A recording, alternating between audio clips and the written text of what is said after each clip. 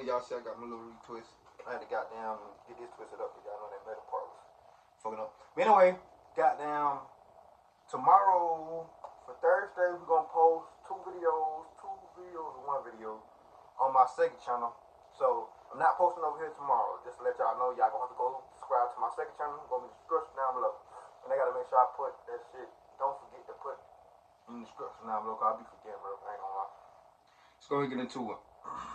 In the car and headed towards where James said he would be. It was late at this point, and it was another cold night in the city of Pittsburgh. As she headed in the direction of North Pittsburgh, where James claimed to be, Shelley checked his location on her phone and realized that he was nowhere near there. James was actually in South Pittsburgh.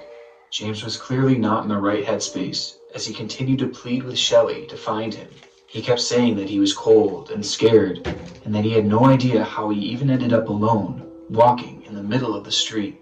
Shelley would get to his location in 10 minutes, only to find James stumbling out of a hotel and heading in the direction of a black SUV. The SUV was facing the wrong way, in the wrong lane. As James walked closer to the vehicle, Shelley pulled up and screamed his name.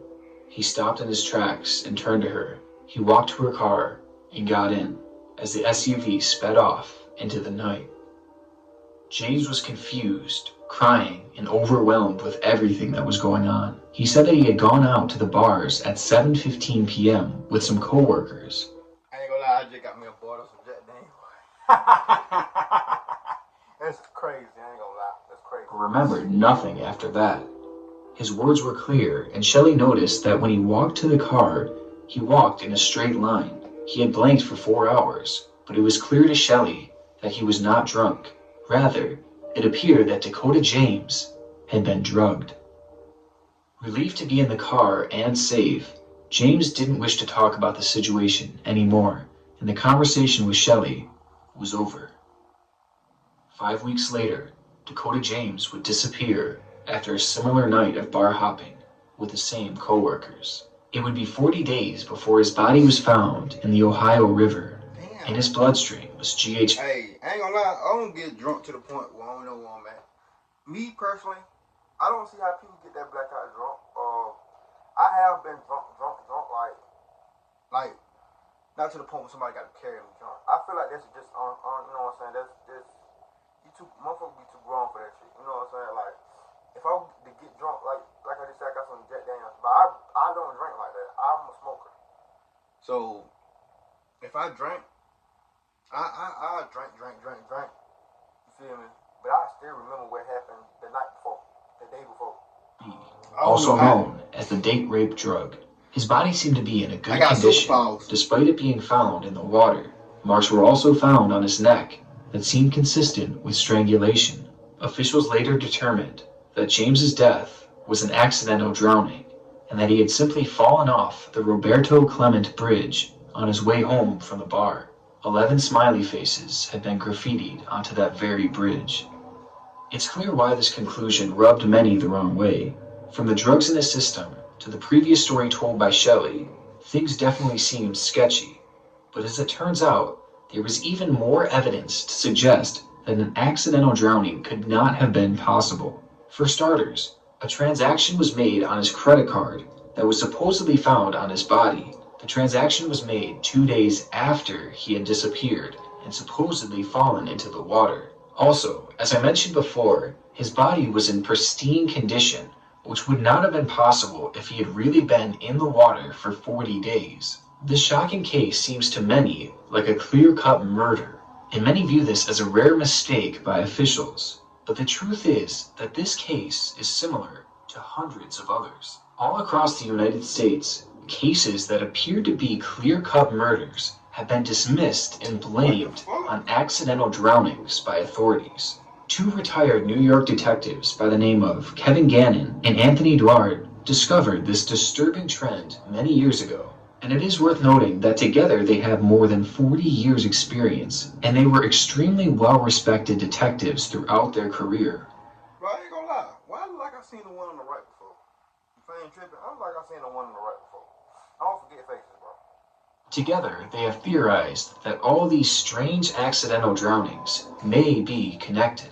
In many of these questionable cases, the victims are almost always males, they are always white, they're college-aged, athletic, intelligent, and popular.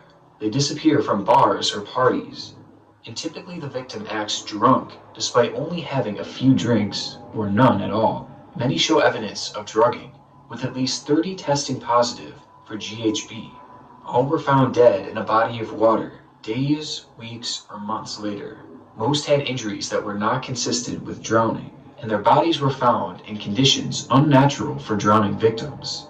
And all were found with graffiti smiley faces at the location that they would have entered the water or where their body was found. Detective Kevin Gannon first recognized this trend in 1997 when on April 7th, 21-year-old Patrick McNeil was found off of a pier in the Bay Ridge section of Brooklyn, New York.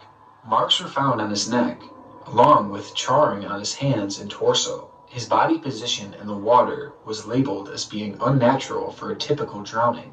Weeks before, McNeil was seen leaving a bar appearing to be heavily intoxicated. As he began to walk out of view of the bar, some patrons noticed a car driving slowly behind him, but no one paid it too much attention. Despite the obvious signs of foul play, this case was quickly labeled as yet another accidental drowning spurred by excessive drinking. And since this case, it's estimated that potentially 300 other cases like this have been reported across the United States, which shows just how severe this disturbing trend is. It's crazy. Cases have appeared in over 25 separate cities, mainly on the East Coast, and they typically appear in clusters in a close period of time. But what does all this actually mean? How could such a wide range of deaths be occurring in such similar circumstances? And if these college... The bigger the city, I ain't gonna lie, a big city is liable that you have a couple serial killers in the city. It's liable. Like, not gonna lie. Actually dying due to drowning, then what is killing? Yes, there is an app. There ain't no way you stay in a big city, bro, and nobody ain't gonna be able to find you. You stay in a little city, they'll find you, bro. You slip up. Yeah, so there's a lot of cameras around. As mentioned before, Kevin Gannon was the one who recognized this trend, and he's also the one who proposed this theory. Gannon believes that these victims were being drugged when they would go out and visit a bar or stop at a party. They would then leave the bar drugged, unaware of what was going on, which to onlookers, the victims would likely just appear intoxicated, so it really wouldn't raise many red flags. Once outside of the bar, they would then be abducted and thrown into a car, and then held for a period of time, potentially be tortured, before they were killed and dumped into a nearby body of water. But one serial killer being responsible for so many potential murders seems nearly impossible. So Gannon suggests that potentially this is a group of serial killers. A lot of these deaths occur in major cities, and it is believed that groups of these killers have cells in all these cities. Having such a spread out and vast organization would make it much easier for these murderers to get away with their crimes, because they can spread out the murders and make it seem natural to authorities. And committing murders in multiple jurisdictions makes it extremely difficult for police and investigators to really do anything about it. That's clearly what I just said, but in a professional way. Also, the fact that smiley face graffiti has been found at nearly all of these crime scenes is another point that Gannon states favors his theory. It is believed that these smiley faces are the mark of the killers, and it is potentially done so that the organization can mark their crime scenes. This is a common trait among serial killers, so the idea that this graffiti is being used as kind of a tag for their murders seems somewhat likely. And truthfully, looking at this theory as a whole, it does seem somewhat possible. But if this is truly the case, then why haven't the police caught on yet? This could be for a few reasons. Either they are fully convinced that there is nothing going on here, or they are covering something up. And truthfully, it would make a lot of sense for them to want to keep this on the down low. If police had admitted that a large group of murderers had been killing people for this many years, it would be a very bad look for them. I mean, admitting that this group is out there or even entertaining the idea would practically equate to them admitting that they got hundreds of cases wrong in the past. Yeah. And along with this, if officials begin... They don't like to be embarrassed, bro. I'll tell you that now. Cops don't like to be embarrassed. So, you know they ain't gonna expose that. Sure enough if they know it. And to investigate these alleged murders now, a panic would surely ensue as people would begin to believe that serial killers are executing people all across the United States. So there is a logical reason why the police and other authorities would not even want to entertain this theory.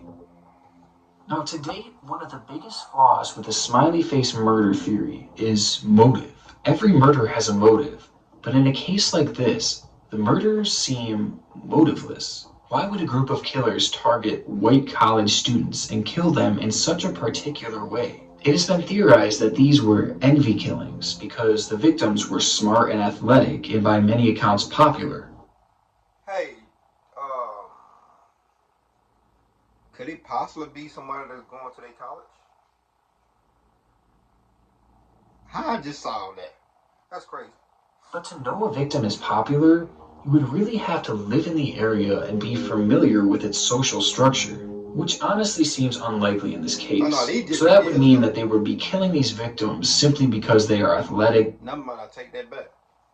Damn, I'm on these random killers now. And smart, which really doesn't make any sense. The clear lack of motive has forever been something that has hindered this case, but a chilling thought remains. Maybe these killers don't need a motive, and maybe they just want to kill for the sport of it. I mean, who knows what the culture would be like within an organization like this, but you would clearly have to really enjoy murdering people to be a part of it. So maybe they really are just going out there and killing people for fun. Another flaw with this theory has always been the smiley face graffiti itself. Smiley faces are typically one of the most common forms of graffiti, and they are almost always present wherever graffiti is. Also, there was never any rules for how close the smiley face has to be to the spot that the victim was found.